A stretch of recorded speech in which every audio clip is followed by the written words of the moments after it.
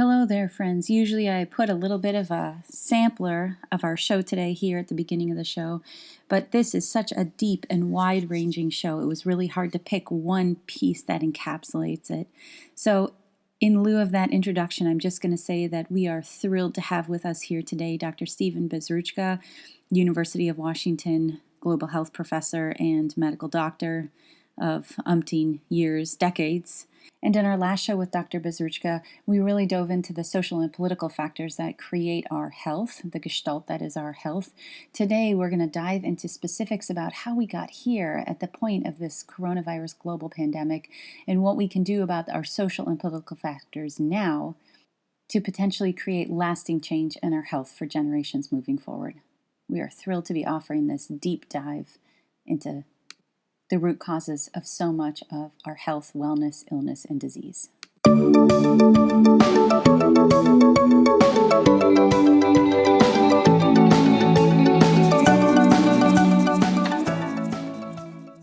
Welcome to the podcast for Healing Neurology, where we talk about everything that can help heal your neurology, which is really everything: food, lifestyle, mental patterns, environment in which you live and work, medical treatments, pharmaceuticals, nature, culture, and politics. There's no topic too big or too small. I'm Jillian Ehrlich, family nurse practitioner, certified in Ayurveda and functional medicine, here with Dr. Stephen Bezruchka, one of my personal heroes.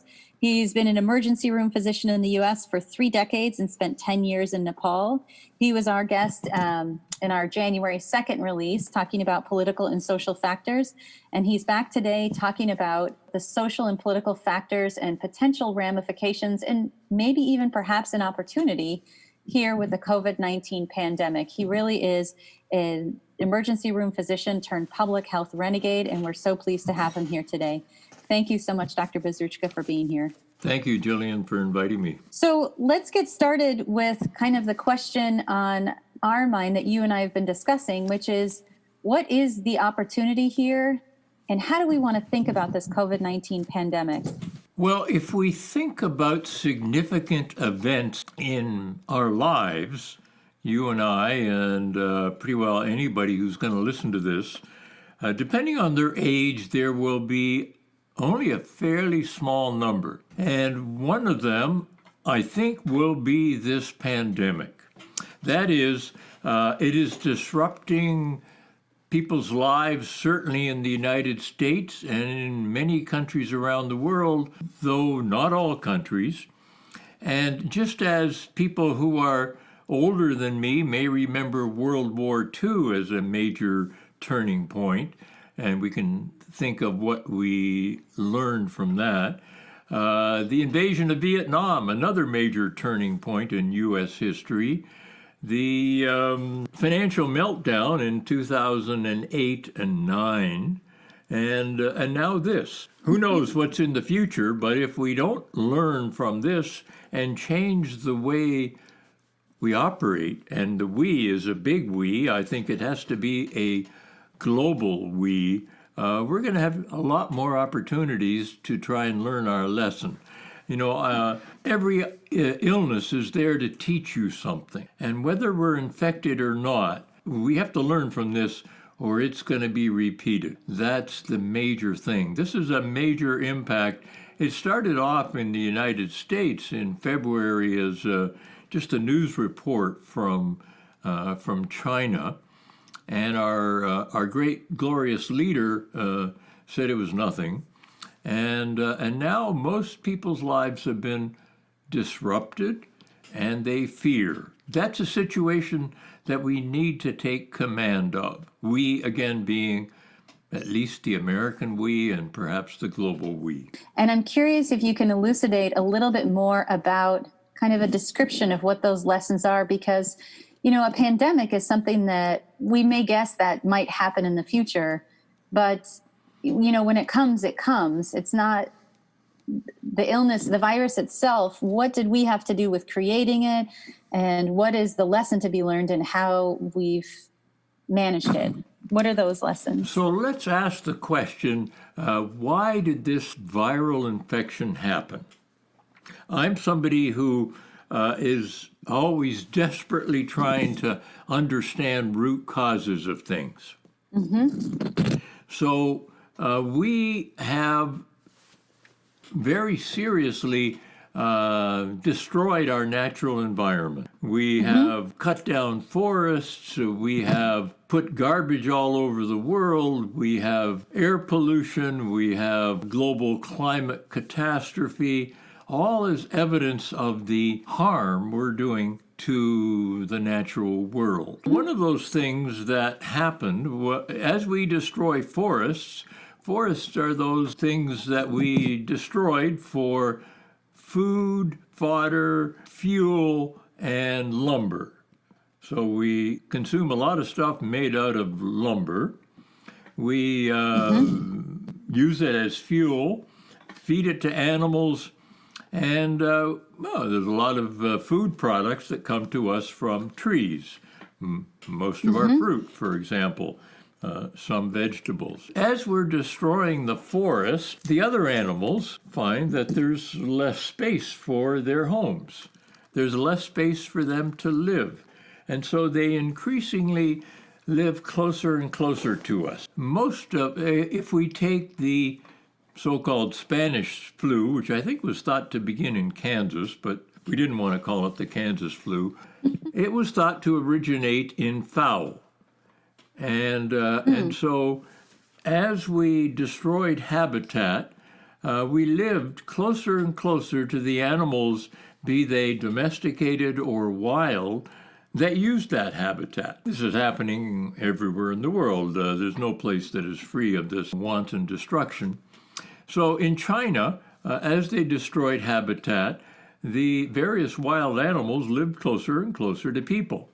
Among those wild animals were bats, and there was a cultural practice present in about 60% of China of so-called live or wet market. People would buy live animals and take them home and slaughter them and eat them. It's unclear whether it was the bats that they brought home or whether another animal that the bats preyed upon, the pangolin, Pangolin, but one of those probably harbored the virus and passed it on to us. The response was, in China for the first 2 weeks, it was totally denied. The brave doctor who tried to draw attention to it was silenced and later died of COVID-19. But within 2 weeks, the country had a response. China's a totalitarian state. The leader could make a strong pronouncement and basically quarantine the whole country, and that was very successful.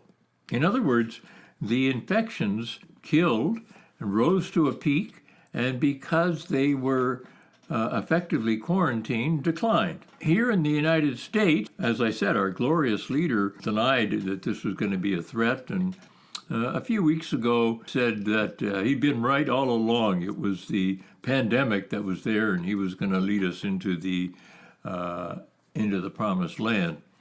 Well, he hasn't done that. In crises, people want a leader. They want instructions. They want direction. They want to have trust in a leader. Remember, in the Second World War, President Franklin Delano Roosevelt said, "The only thing we have to fear is fear itself." But our fears have been stoked, and most people are really very afraid. So without leadership, without coordination, it's been left for individual states and cities and other jurisdictions to decide what to do. The Washington state governor, in his wisdom, actually made some strong quarantine conditions. You and I met recently on Tiger Mountain, and he said all state parks are going to be closed. Now, I don't know if they've actually locked the gates out there, but nobody that I know is going out to Tiger Mountain. Is that extreme? Well, maybe, but I think in these times, such extreme measures are probably warranted. So what has that done? We have become somewhat glum, I think people say. I do a little stair climb here every day, about 250 feet of stairs, and there are a few people out there, and it's nice to greet them, but people keep their distance. I think that's an appropriate response at this point. And, hand washing and other sanitizing measures are probably warranted. But once this is over, and it will be over, it's hard to predict when. I think it could be around even next year, but probably not the year after. Once this is over, if we try to go back to business as usual, that's not going to work for several reasons. When there's a major upheaval in the world, those in power like to use that to consolidate their power. And so, who's in power in the world right now? Well, we have totalitarian leaders such as Xi in China. He's there for life. He basically has made that clear. We have people like Bolsonaro in Brazil. He's not going to go away. We have Orban in Hungary. That is, people are going to consolidate their power. Putin in Russia has said, he's in power until I think it's 2036, except that the Duma has to pass this legislation that he produced for them, and right now they haven't done that.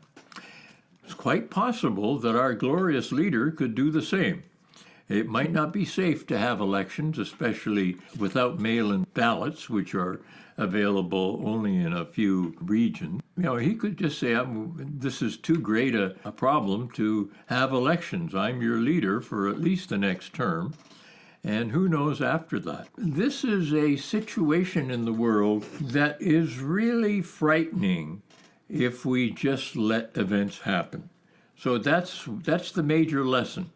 We brought this upon ourselves by our wanton destruction of the natural habitat. That's the primary lesson we have to learn. And the other lesson is this event represents a turning point in global history. We have to act rather quickly and decisively. How quickly do we have to act? Well, as an ER doc, I had this rule of fours. 4 minutes without air, 4 days without water, 4 weeks without food, and I think I have to add 4 months without turning this pandemic into something that benefits the people. This is a tremendous opportunity, but it won't just drop in our laps. We have to make it happen. So when I see big political revolutions happen, they seem to be at a place when people feel like they have no other option. So I think that for a long time in our country, as wages flattened in the 70s and women went to work, some because we wanted to and some because we needed to for our families, to keep our families, housed and fed, and obviously some for both. But there's been, that we've been standing, I think, on a smaller and smaller ledge. And thus far, the majority of us have been trying to just stay on this ledge. And it seems like in the Civil War or in the civil rights movement of the 60s, it became untenable to stay on the ledge. From what I can see, this pandemic is essentially making it untenable to stay on the ledge because the teeny tiny corner of ledge we've been able to balance on is now being pulled out from under most of us, many of us. So the question is, what are we going to do with that? And I'm not sure that I don't see enough direction from anybody around us about how to create any new reality. And I'm curious how you think that will happen, because it seems like the government, we're looking for stimulus and bailout, which is going mostly to corporations. But it just seems like there's a little bit of a failure of imagination about one way to move forward that would be beneficial for all of us. I just Yeah, can't. you I make don't a see very it. important point. We're on a rather small ledge that's being pulled out from under us, and our response as a country, a week or two ago, we passed a $2 trillion bailout package. And you and I are going to get $1,600 out of that, if assuming that happens. Corporations are going to get a trillion or more, and they're already, it's already clear that Wall Street is getting 500 billion out of it, and so, meanwhile, you and I are lucky to have work to do, and we can do it from home or not, but the number of people who have either lost their jobs or feel their jobs are incredibly threatened is huge. And what are we going to do? That's the initial, that's the slippery slope of the ledge that people are falling off of. How do we react to that? Well, if we think to another similar time where there was huge unemployment, and that was after the stock market crash in 1929, well, people, in one sense, pulled together. Yeah, if you remember some of the slogans that came from that time, one was, "Brother, can you spare a dime?" That is, people shared with one another. Times were tough, and we had to sort of deal with that. Is a similar thing going to happen today? Don't know. But the other thing that happened in 1929 and the subsequent years was a very strong labor union movement. Unions were very powerful in the 1930s. This power of labor unions threatened capitalism through strikes and shutdowns. And Franklin Delano Roosevelt developed his New Deal to save capitalism. In other words, it wasn't because he thought that the people who had been downtrodden needed help. He did that. But the main thing was to save the economic system, the political economic system in this country, and it was sort of successful. The New Deal was basically using socialism to provide things for ordinary people. We had the advent of minimum wage, we had job creation programs, and we had the Social Security began at that time. So these were things to benefit ordinary people. Along came the Second World War, and that was another crisis. What happened was in the Second World War, and before with Roosevelt, income inequality decreased precipitously. Roosevelt proposed legislation for a maximum wage in 1942.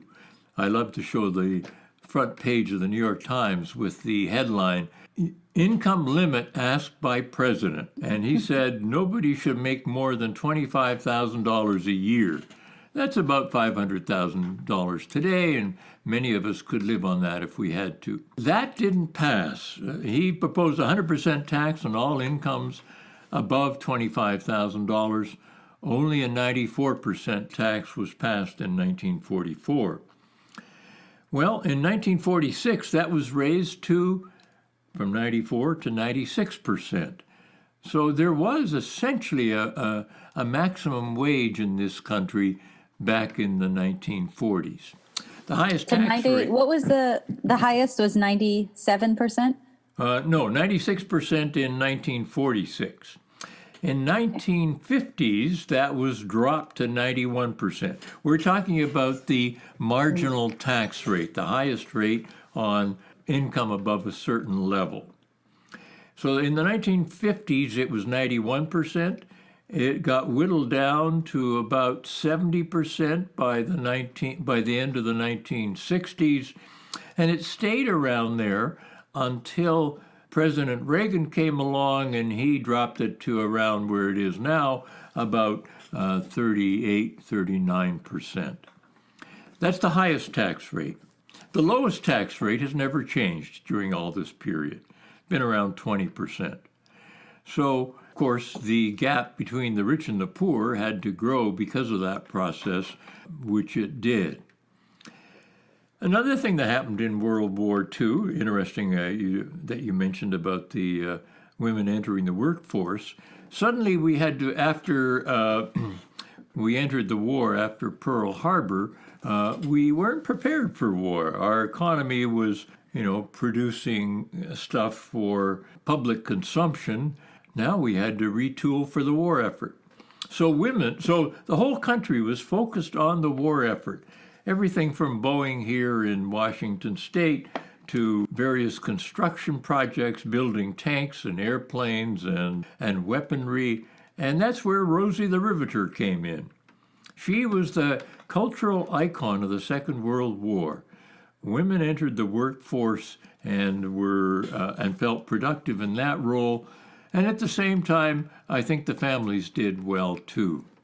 That was a time of recognizing the threat. It was a time towards the end of the war when it was recognized that we needed transnational cooperation. So we created the United Nations. We created the World Bank, the International Monetary Fund. It's kind of interesting. The World Bank was created in New Hampshire back in 1944, and I remember, I'm blocking on the name of the hotel, but I went there with Richard Wilkinson in 1997. Bretton Woods. We went to the Bretton Woods Hotel, and it's on the west side of Mount Washington, there, the highest peak in the White Mountains. And we walked around the hotel halls and looked at the plaques on the various doors where people stayed.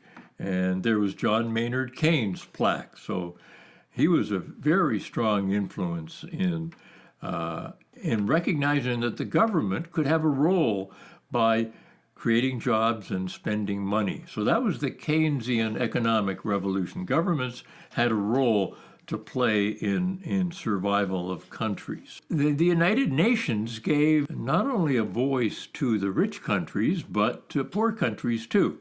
However, we were very careful to keep the Security Council limited to a few of the most powerful nations, and the Security Council could overthrow what legislation was or what programs were instituted by the rest of them.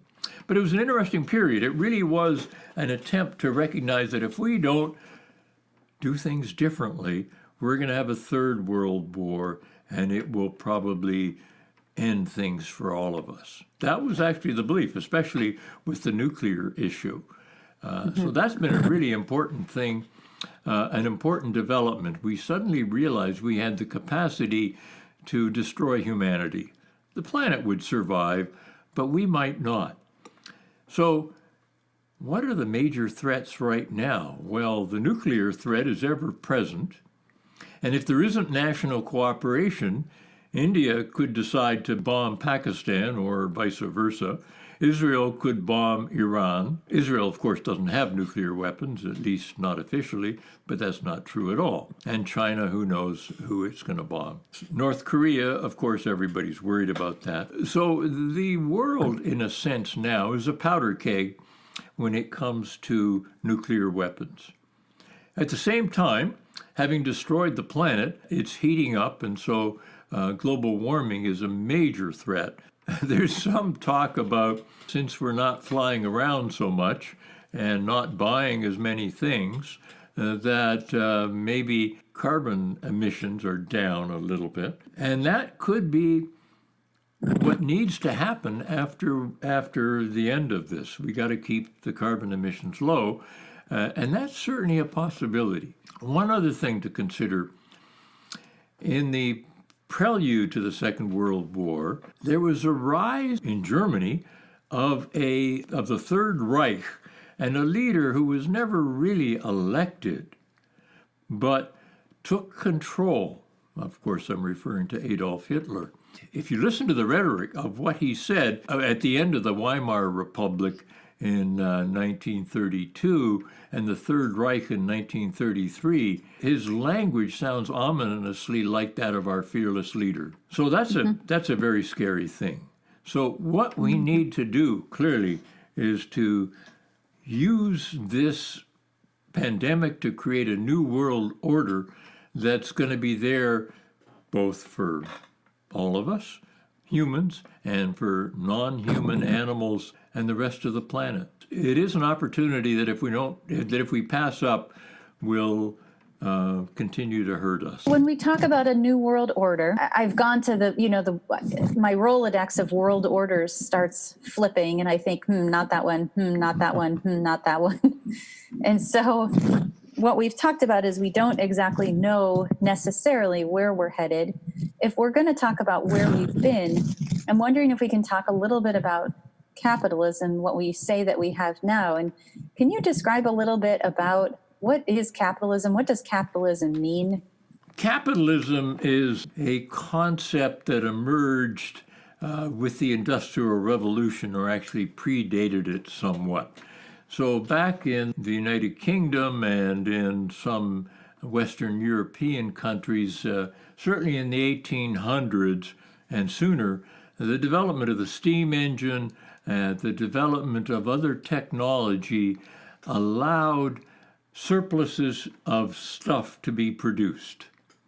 That is, you didn't have to employ workers, you could employ machines, and from an investor's point of view, machines are much preferable to people. For example, once you bought the machine, it's there forever. If you hire a worker, well, you got to keep paying them.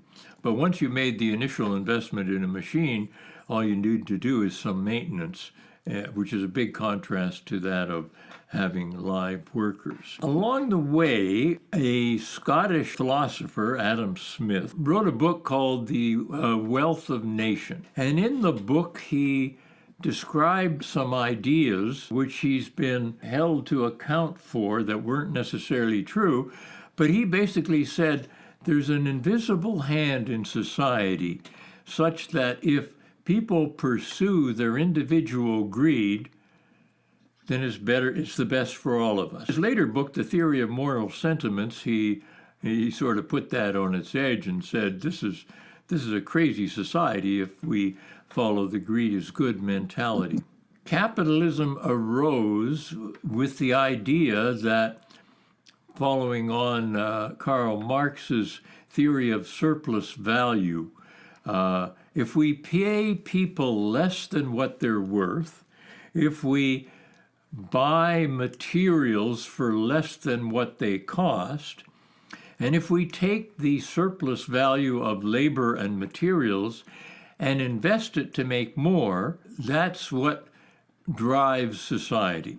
I use an example of myself, basically how do we learn things? Well, I can take a detour there, but we reflect on our own personal experiences. When I came back from Nepal in 1977, I started working as an emergency physician in California.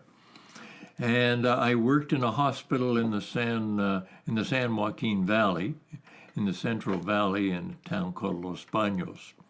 It was a small hospital. It was right in the agricultural area. And I was paid $16 an hour to staff the emergency department in that hospital.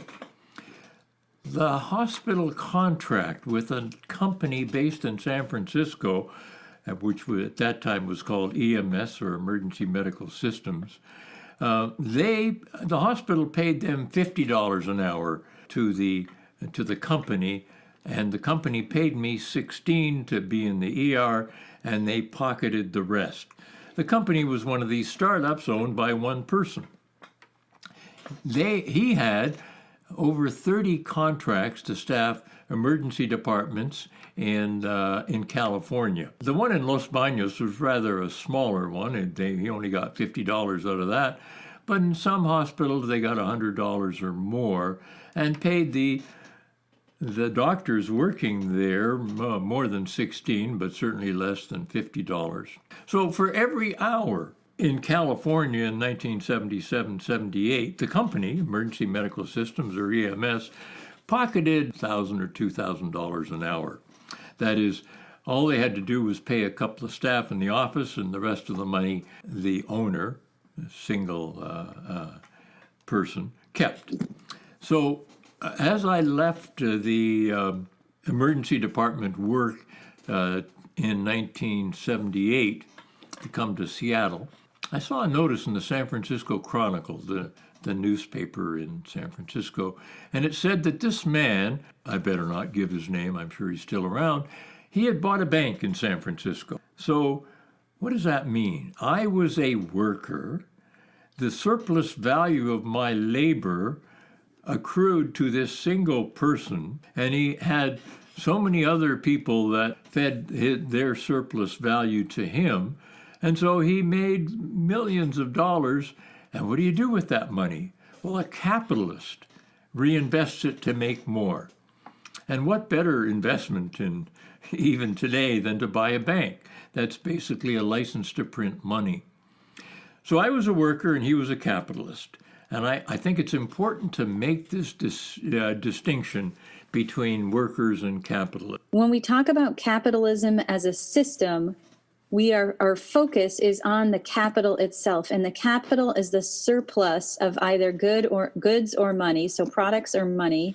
It's the surplus of value or extra time. And so the capitalist is the one who has the capital, which means has extra. So in a capitalistic society, we're not expecting, anticipating, or planning for everybody to have extra that gets reinvested. We're just planning for some. And I don't know how that has come about. That I think maybe as humans or in communities, we know that inherently not everybody is going to have extra, but that's kind of the plan, is that if you're one of the lucky ones, or if you work hard enough, you will have extra, and then you can reinvest that extra to make more, so that you can essentially make money while you sleep or make money off the backs of others. And so capitalism, if I'm understanding you correctly, requires there be some who have extra and reinvest, and that there are some who actually never get that but continue to work for under the value of their labor, or for what they're willing to work or what they have to take without much choice. And that that is the division between workers and capitalists in a capitalistic economic structure. Is that correct? Yes, you said that very well. I do want to correct one thing. The capitalists aren't necessarily those who work harder. They're just more clever at exploiting the surplus value of labor and materials. Oh yeah, I was meaning that it's the illusion that because I feel like we're all fed some perspective that if we work hard enough, that we too will one day have capital to reinvest. That if we pull ourselves up by our bootstraps, I feel like that's an American.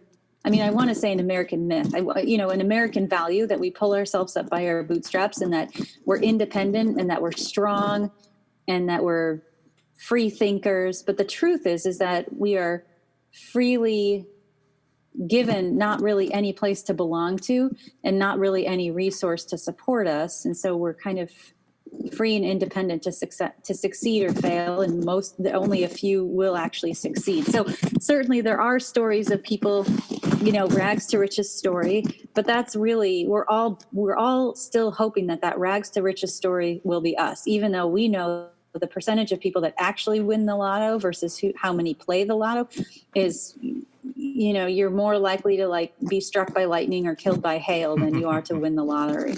Yes. So while we would never bank our life savings and the future of our children on our luck by being struck by lightning, we will bank it on playing the lotto or trying to succeed as a worker in a capitalistic economic system. So we have this American dream, namely, if you work hard, you will eventually make a lot of money and become a millionaire or billionaire. And we parade around the stories of a few people who have done that and then blame people. Or then the people, when they don't become millionaires or billionaires, blame themselves for not having succeeded by not working hard enough. So That's so mean. it is. So Well, mean. capitalism is entirely exploitive. We have a system that exploits us to no end, and it kills us. I mean, capitalism creates inequality, and inequality kills. Thank you for listening today. We've got more show to come, but just wanted to say thank you. And if you're enjoying the show, please be sure to share with your friends, rate and review the show wherever you get your podcasts. Check out our other shows. We do talk about everything, and you can get all the details of our clinic and services we offer through our website, centerforhealingneurology.com. And you can find out more about Dr. Stephen Bezruchka from his University of Washington faculty page at globalhealth.washington.edu/faculty/Stephen, STEPHEN Bezruchka, BEZRUCHKA. And let me tell you a little bit about one of our sponsors here at the Podcast for Healing Neurology through Partyfish Media, which is the Seattle Cider Company. Not your standard cider, Seattle Cider Company bridges the gap between wine and beer with flavorful, small batch cider, bringing true craft cider back to Seattle and across the country. Seattle Cider Company's year-round and seasonal offerings break the mold of overly sweet cider, showcasing the incomparable flavor of Washington apples. Naturally gluten-free and made from a custom blend of fresh-pressed, locally grown apples, Seattle Cider Company's products are handcrafted with all-natural ingredients and never from concentrate. Seattle Cider products are currently available throughout Washington, Oregon, Alaska, Idaho, Illinois, Wisconsin, Minnesota, Nevada, Missouri, Massachusetts, Colorado, North Carolina, South Carolina, Montana, and Pennsylvania. You can visit our tasting room, The Woods, at 4660 Ohio Avenue South in Seattle. For more information, visit seattlecidercompany.com or follow Seattle Cider Company on Facebook, Twitter, and Instagram. Now back to our show. If capitalism is based on a surplus that is reinvested, there's some element of the economy that is required to continue growing. And could you talk a little bit about growth for growth's sake?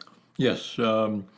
So right now, the big concern is that the economy right now is not growing in the United States. And now, by the definition of a recession, we have to wait a couple of quarters and see what's happening to this figure called economic production or economic output or GNP or GDP. These are all terms that have slight variations in meaning. But the idea, we live in a society, in a system in which economies have to keep growing. And the ideology there is similar to that of the cancer cell. Growth for growth's sake is the ideology of the cancer cell, and the same ideology works for the economy. We must keep growing. Now, that is problematic for a number of reasons. One is the studies that go back to about 1820 that were first published in the early 1900s that show that economic growth, the increase in the economy, GDP, GNP, and so on, that mortality, death rates, are pro-cyclical. Pro-cyclical is a term meaning that they follow. So if mortality is pro-cyclical, and pro-cyclical means the business cycle, businesses have booms and busts. When the economy is increasing, when it's growing, mortality tends to grow too. When the economy is tanking, when it's declining, when growth is at zero or negative levels, mortality also falls. This is what was so surprising to me. So think of the last big crisis, 2008 and 2009, when suddenly Wall Street was in trouble. One bank was allowed to collapse, Lehman Brothers, but the others were bailed out. And I became quite worried. What's going to happen? So I managed to delve into this literature done by statisticians and economists that showed that mortality was pro-cyclical. That is, it followed the business cycle. When businesses were growing, mortality went up, and when businesses stopped growing, mortality went down. Why might that be so?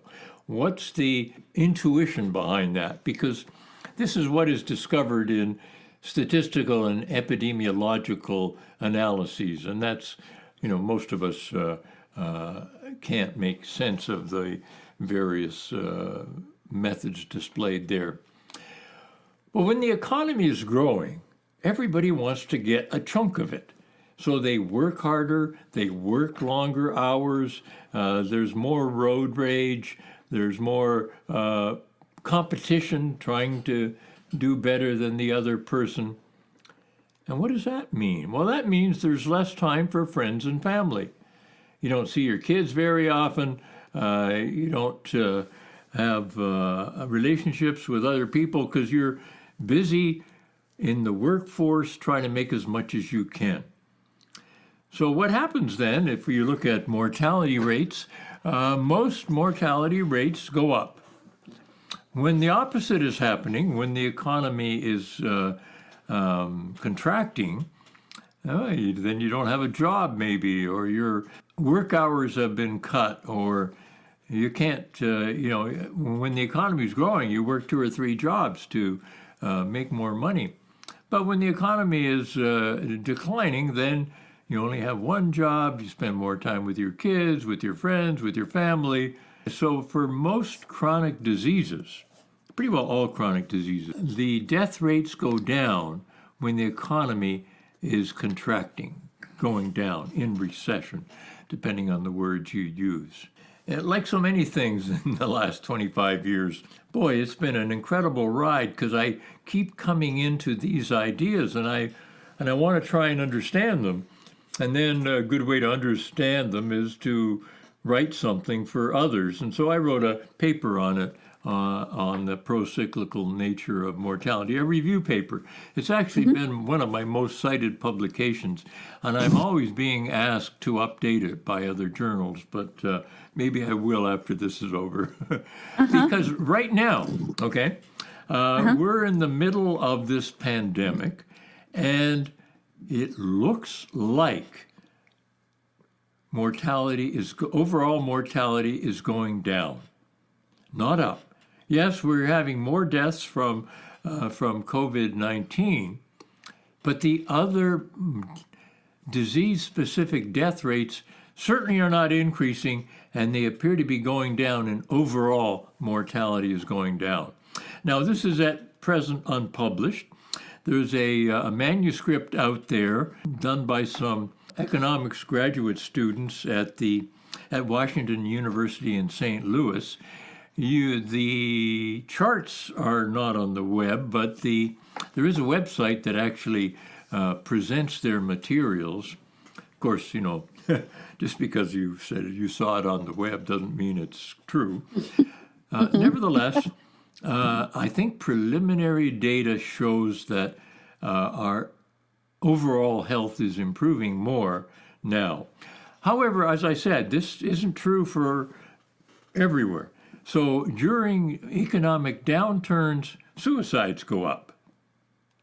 Motor vehicle crashes go down, deaths go down because we're not on the road so much, and so on. The one cause of death that definitely goes up are suicides, and our suicide rates are definitely going up right now.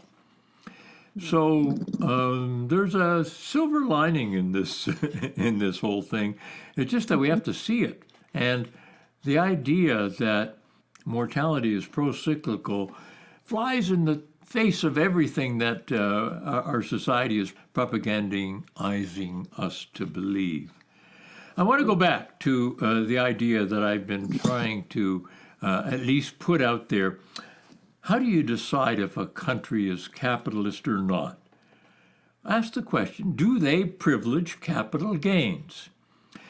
Capital gains are, if you sell something, there's a price that you sell it for, and then capital gains is the difference between the price you bought it at and the price you sell it for. That's your capital gain.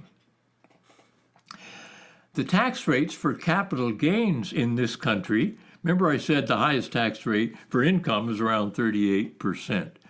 Highest tax rate, well, capital gains are taxed at half that rate. So if we privilege people making money off capital rather than people making money by hard work, since we're privileging capital gains, then clearly we're a capitalist society. Now, some people would say, well, that's not quite true. We're not a capitalist society because, look, we have this big bailout package back in 2008 and 9, the bailout package now, and so on. So that's true. We have socialistic elements to save capitalism, whether it was FDR and the New Deal, or whether it was the bailout in 2009, or whether it's like right now, capitalism has totally failed us. I mean, capitalism should have just make sure we have enough hospital beds and doctors and masks, hand sanitizers and all that other stuff, but we don't. So despite spending more on healthcare than the rest of the world combined, we have really been caught with our pants down because we were making money off medical care rather than using market forces to prepare us for this pandemic. But no worry, because socialism is bailing out capitalism yet again. So that's the important thing to recognize. Although we call ourselves a capitalist economy and we privilege capital gains, when the going gets rough, we turn to socialism. This was so clear to me in 2009 with a February, I think it was 11th issue of Newsweek, the news magazine back then, that had a red hand and a blue hand clasped on the cover, and it said, "We're all socialists now." That was such an amazing cover. What it meant was we're using socialism to bail out capitalism. Yes. And we're doing it again. Yes. It's so interesting that nobody talks about the ways in which we are socialist. And so the question that comes to mind is the conversation about propaganda, the role of the media in propaganda. Yes, let's go back to some history. In 1916, Woodrow Wilson was elected president of the United States, and his campaign was based on the slogan, "Peace without victory." Because here was the First World War. It was called the Great War then, because there wasn't a second yet. And the United States, people were afraid, geez, if we go to war, it's not going to be good for us. And so Wilson campaigned on a peace, that is, without victory, no war. We're going to have peace and no war. As soon as he got elected, he formed the Creel Commission. Creel was some legislator. And the Creel Commission was to develop means by which people in this country would be eager to enter the war. Now, the reason that Wilson wanted to enter the war is very interesting. Banks, we've talked about banks before, they make loans. They make loans to a variety of entities, often big corporations, and of course little loans to people. But most of the banks' big loans are to big corporations. American banks had made loans to a variety of corporations and businesses, quite a few in Europe. The banks were afraid that the creditors, the people who owed the loans, would default. Well, a bank makes a loan and charges interest, and the interest is there to protect the bank in case of default. Well, that's what happens in a capitalist system. The banks pressured Wilson to bail them out. We were told, entered the war, we'd protect creditors, these people who had taken loans out, so they could repay their loans to the banks. or else do some other shady financing. So we entered the war to save the banks, and we had to tell the people it was good for them. So the Creel Commission was created to propagandize the American people into wanting to go to war. One of the members of the Creel Commission was a nephew of Sigmund Freud named Edward Bernays. And Edward Bernays was a key player in the Creel Commission to propagandize the American people.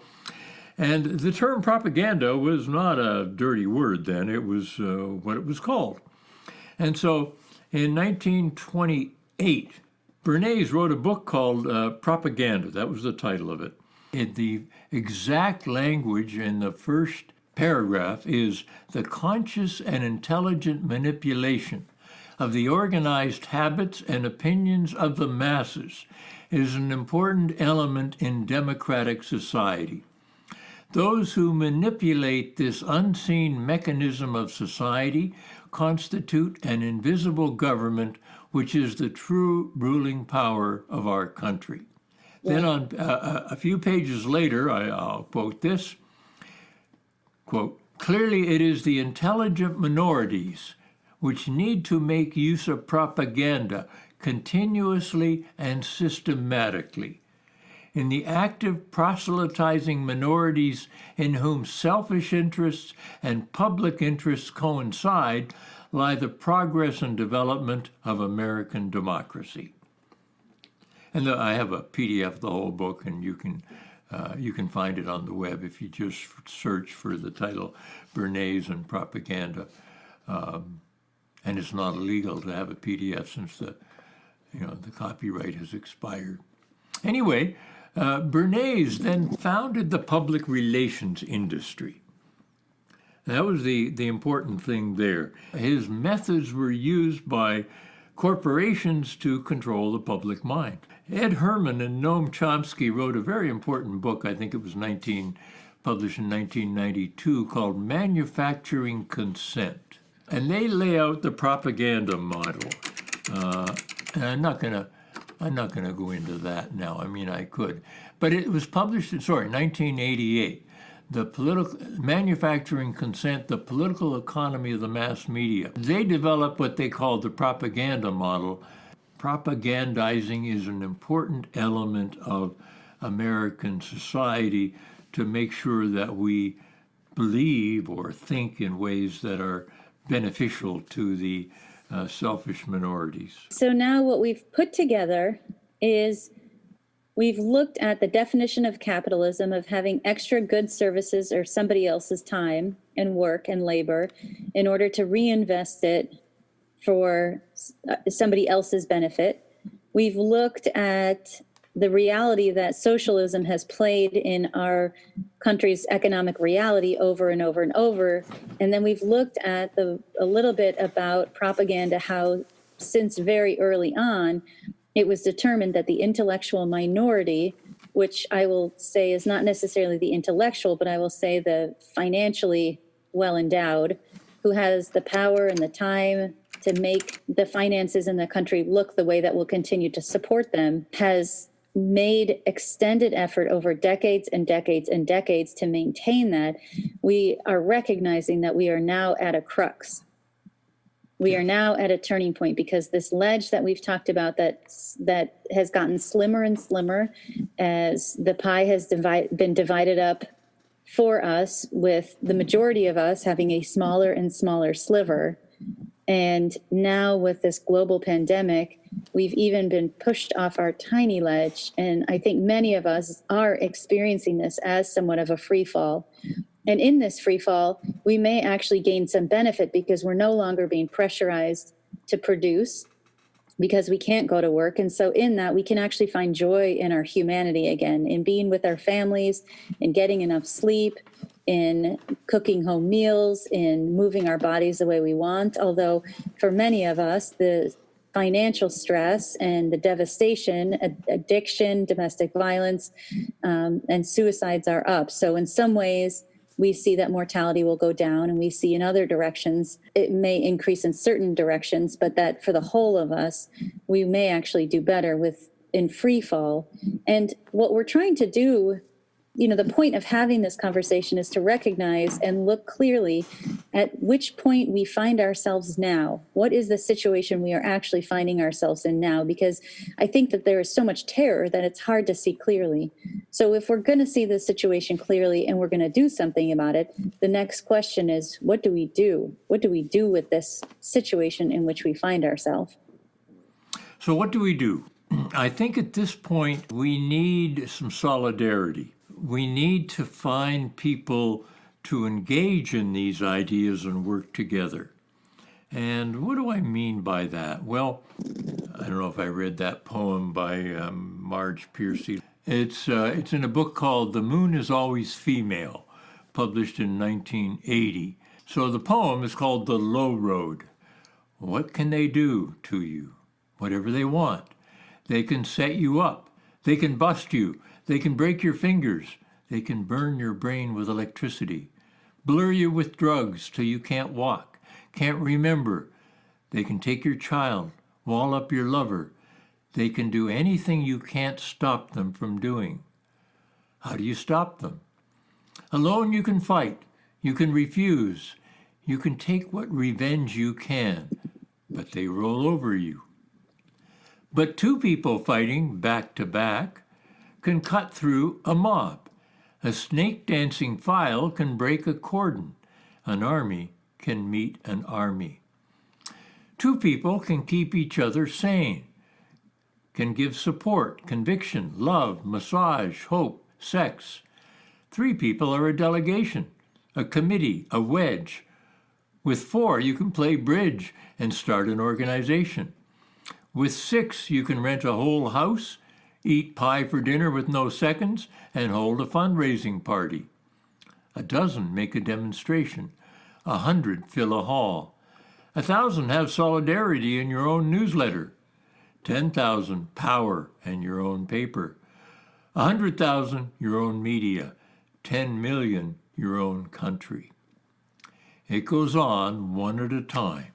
It starts when you care to act.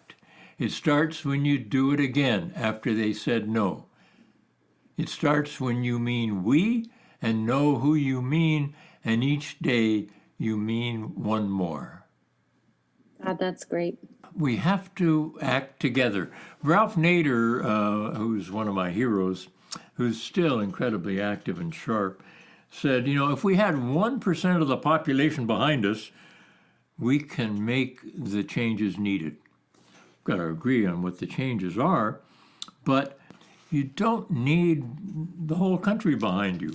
And how do you gain traction? Well, if we think about proven ways to make public opinion congruent in this country, the best thing, the most time-tested thing, is to repeat something over and over and over again. A good example of this was after 9/11 in 2002. Almost every phrase coming out of the government's mouth was, Iraq has weapons of mass destruction. Iraq has WMDs. By the end of the year, 70% of the American public believed that, despite there not being a shred of evidence. Not a shred of evidence. And it justified invading two countries and spending $5 trillion and killing more than a million people, and plus the U.S. troop fatalities. So if we can find a catchphrase and get the trusted figures to repeat it over and over again, it's amazing what that might produce. So what's the catchphrase? This pandemic is a wonderful opportunity to fashion a new world that will be good for all of us, or something like that. Or this pandemic is a great opportunity to transform society. Don't be missing in action.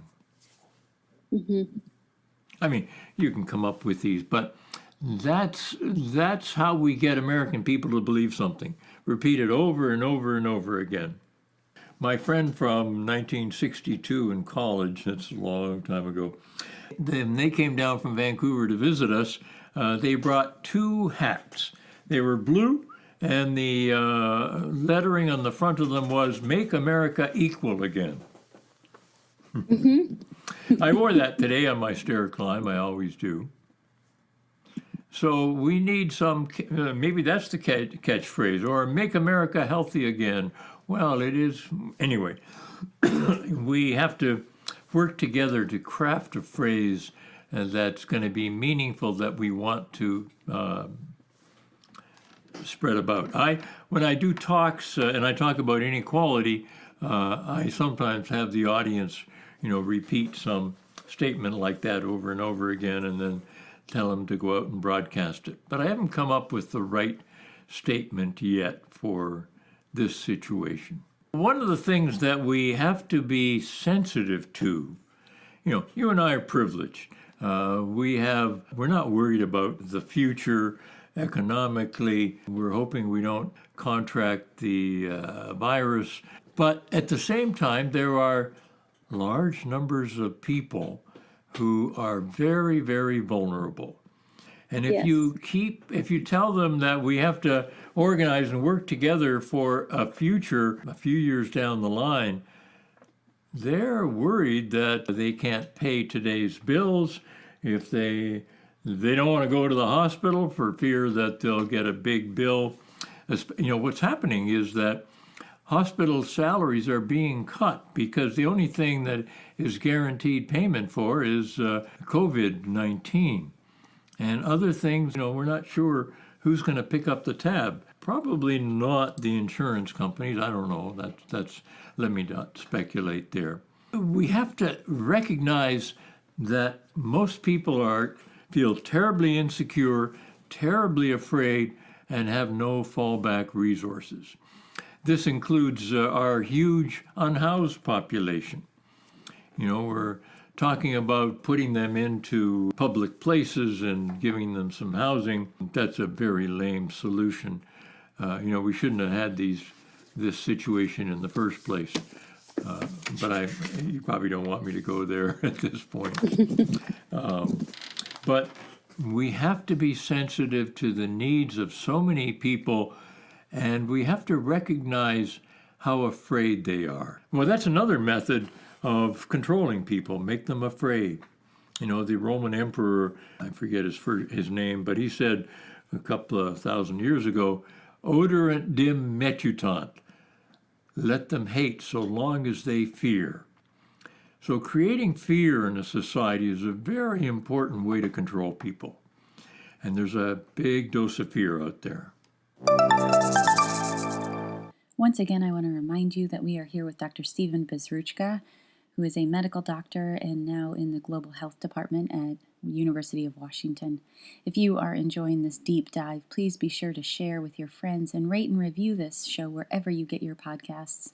You can get all the details about our clinic and the services we offer through our website, centerforhealingneurology.com. And remember to find out more about Dr. Stephen Bezruchka's articles and writings and other shows it's a complicated website, but it's depts.washington.edu/EQHLTH/index.htm. An easier way to find him might be just looking him up at the University of Washington faculty page and finding more about the Population Health Forum from there. Thank you again for being with us, all of you listeners, and Dr. Stephen Bezruchka. Let's get back to the show. Moving into what is ecological economics? Remember my phrase, growth for growth's sake is the ideology of the cancer cell. Well, I came across an economist at Boulder in 1971, Kenneth Boulding, and he wrote about having a steady state economy, one that didn't grow and didn't necessarily contract. And Herman Daly was somebody whose ideas I revered in the 1990s. He wrote a book called For the Common Good, and he talked about, well, I don't want to quote some Greek words. Oikonomia was the economics of the household. You had to keep your house in order. If we need to have a broader vision of economics, Thomas Piketty, he wrote a book in 2014 called Capital in the 21st Century.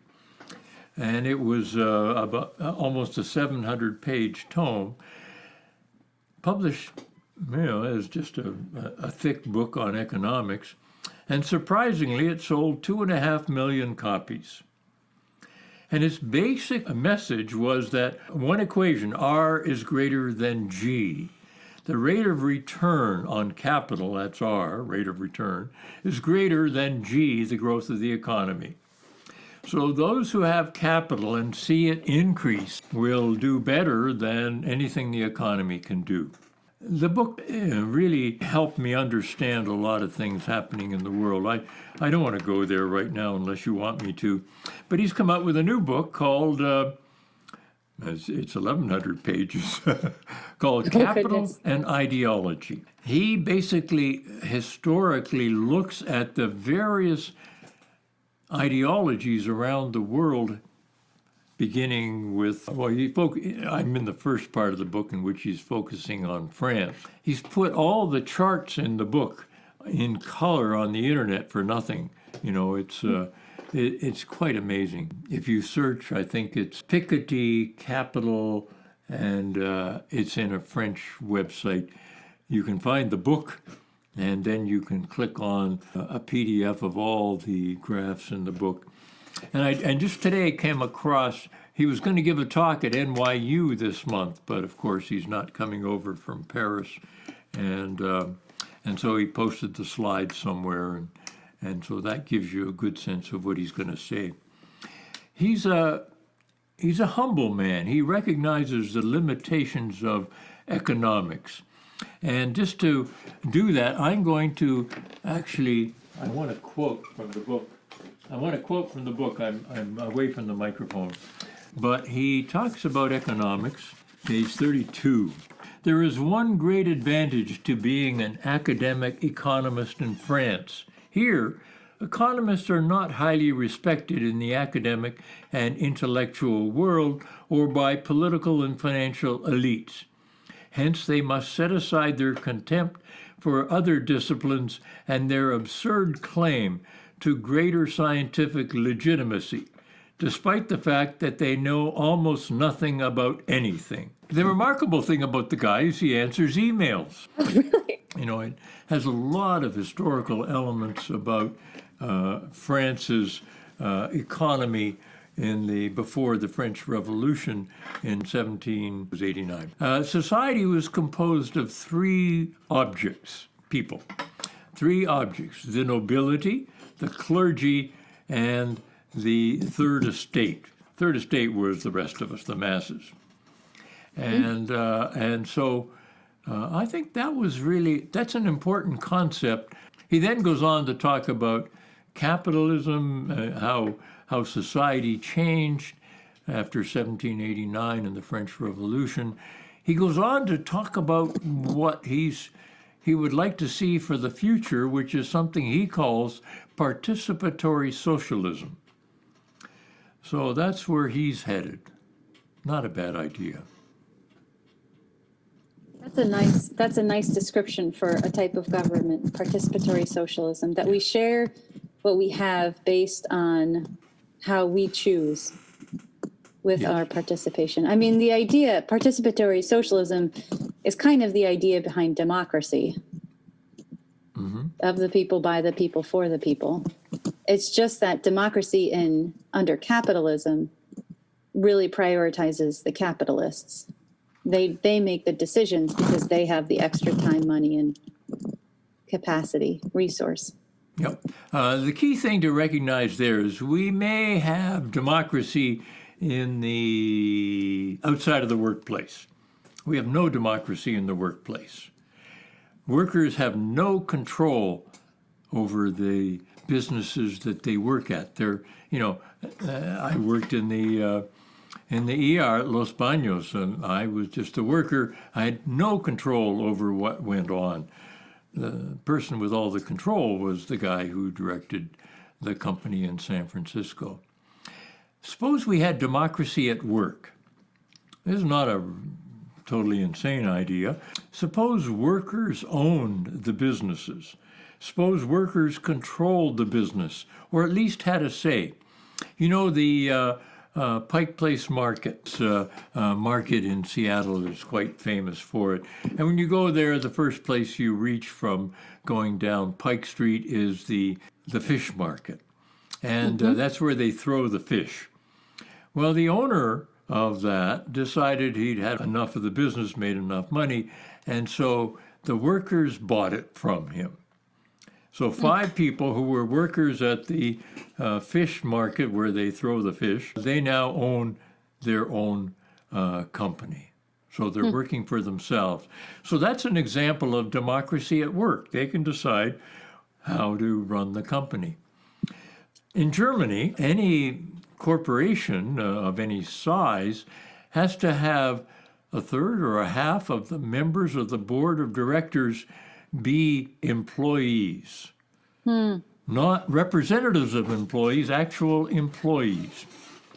And although it's probably not related, Germany hasn't done too badly with the COVID pandemic, and that may be. I don't want to try and analyze, but many other places have democracy at work. So suppose we had such a policy here. Any big corporation has to have half the board of directors be workers. Well, that would really transform things.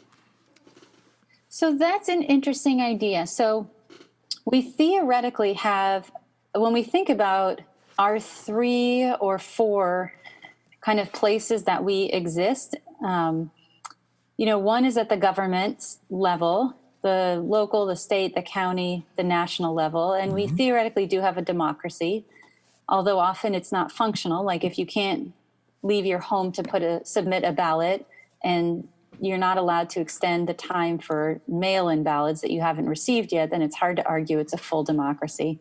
But there you have it. So theoretically, through our governance system, we have a democracy.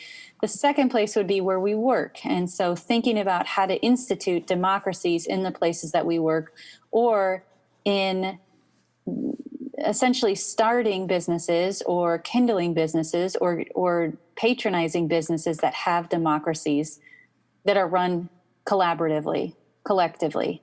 So that's a second piece. And then, within a home, within a household, or within a community, having somewhat of a democracy in how households are run and how communities are run. And that's for everybody to kind of pick. But what we're talking about with that component is really the awareness of issues that come to communities, awareness of issues that challenge communities, and then how communities how communities can bind together in order to address problems. Mm-hmm. And that's one of the last things that we might talk about tonight, is really about the sister societies and the organization component. So, let's not question whether we have a democracy at the government, at the federal level, or at the state level. I love the title of Greg Palast's book that he wrote, now some years ago. It's called The Best Democracy Money Can Buy. You need a lot of money to be able to run for political office, and you got to spend the money on becoming elected, and so there's a variety of ways that Greg Palast's statement is absolutely true today. Democracy in the workplace, well, we sort of talked a little bit about that. Your idea is very important about democracy in the community. Ralph Nader started this entity. He called this entity being a public citizen. And what he meant by that was we need to understand the issues in our communities, whether they be here where I sit in West Seattle, and we have a block watch and a map of who's where and what their phone numbers and emails are, and look out for one another. Or we have these town meetings where we discuss issues. We need to do that. To become a public citizen, you need time. And most of us have no time for that because we're too busy working. But now we have time. And if we can somehow control our fear, not let fear take over what we do, and take the time to get to know our neighbors and work with them. You know, our little neighborhood here, we've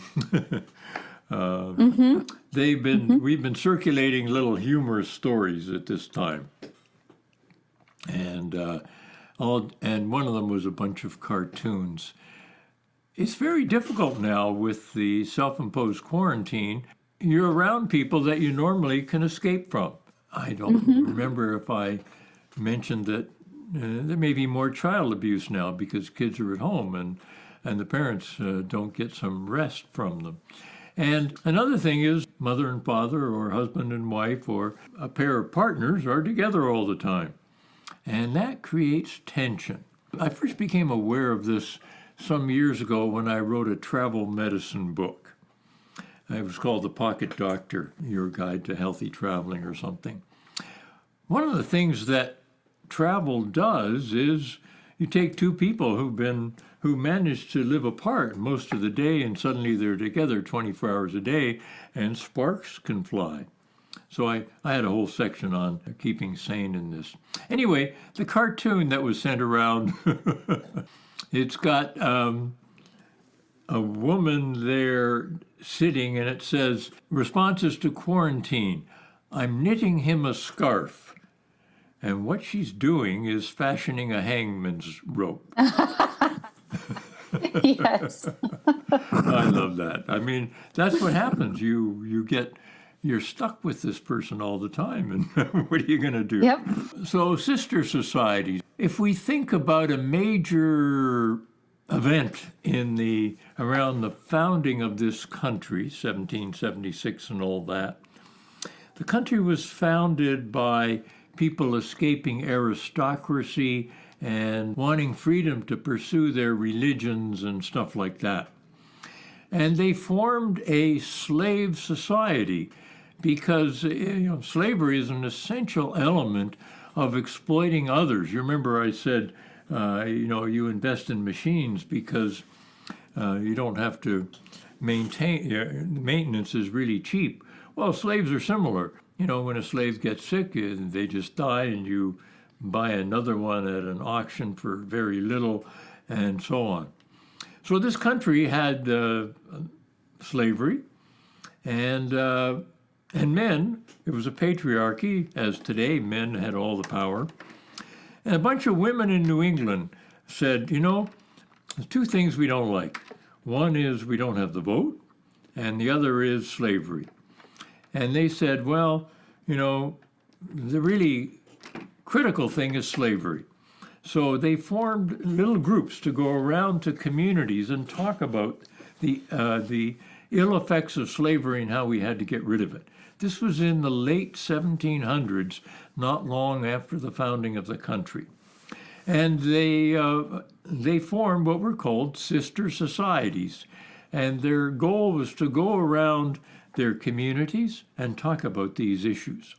Now, it took about 70, 80 years or 90 years for an Emancipation Proclamation, and we still have the residual effects of slavery in that racism is still quite prevalent here. They don't make as much. They have almost no wealth.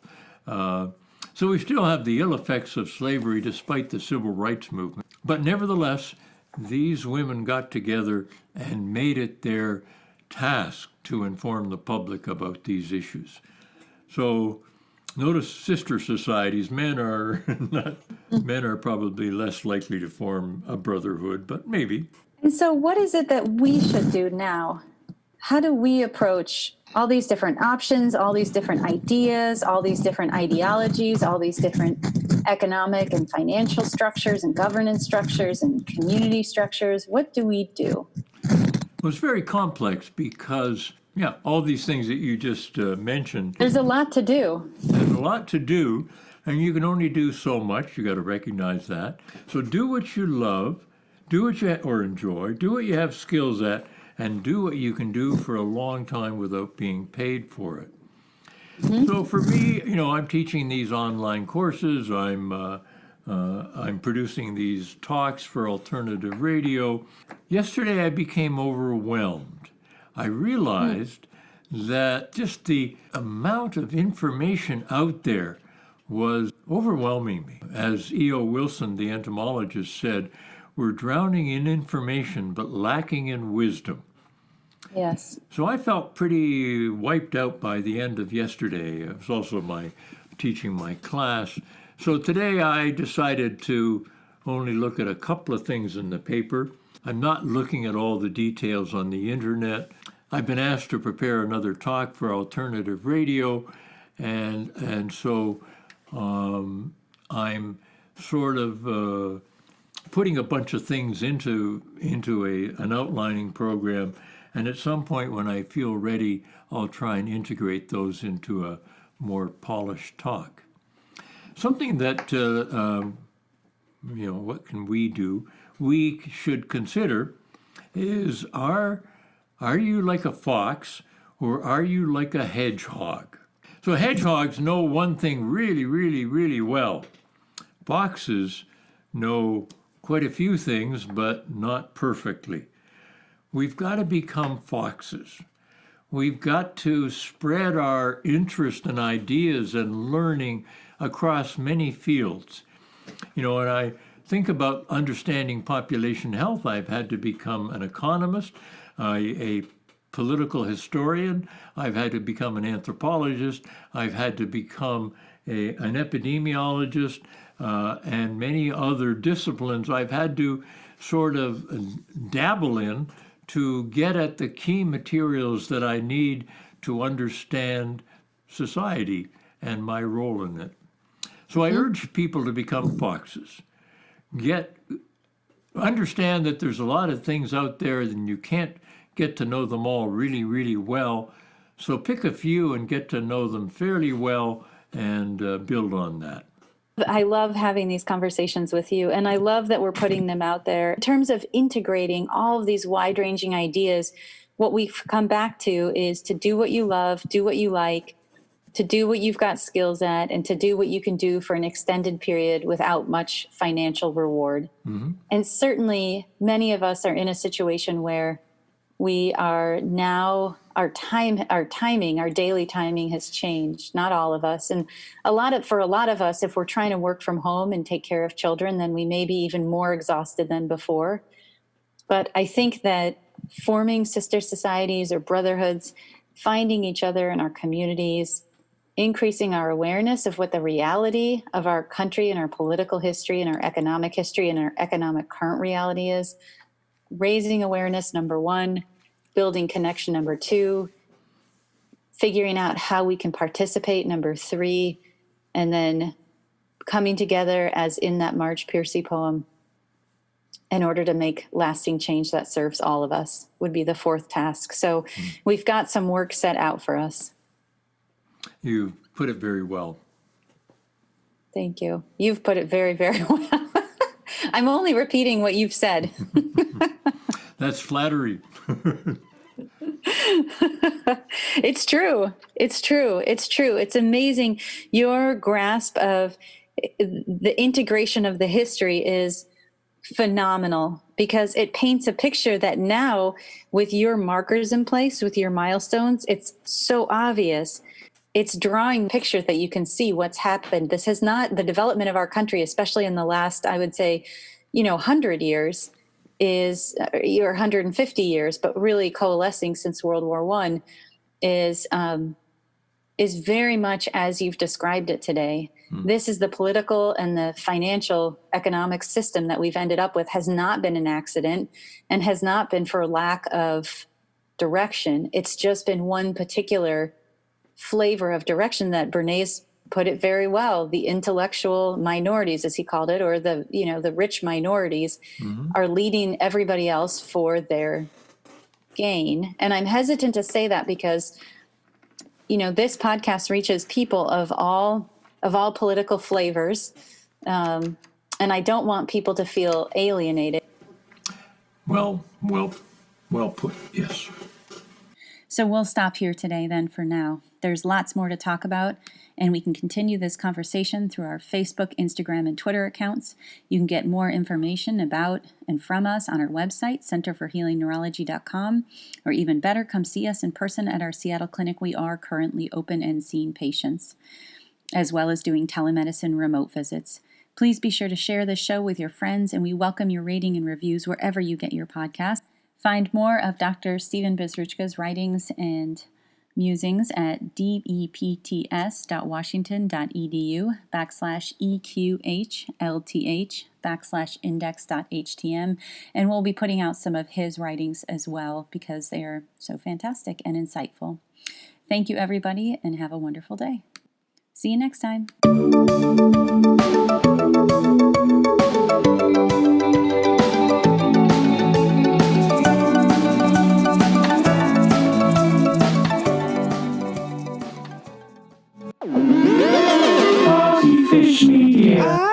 Partyfish Media acknowledges that it operates and records on indigenous Duwamish and Puget Sound Coast Salish land that is still home to the Duwamish tribe. This land is stolen in violation of the Point Elliott Treaty of 1855. We are committed to uplifting the name of these lands and community members from these nations who reside alongside us. For more information on this land, its people, or ways you can help, visit duwamishtribe.org or realrentduwamish.org.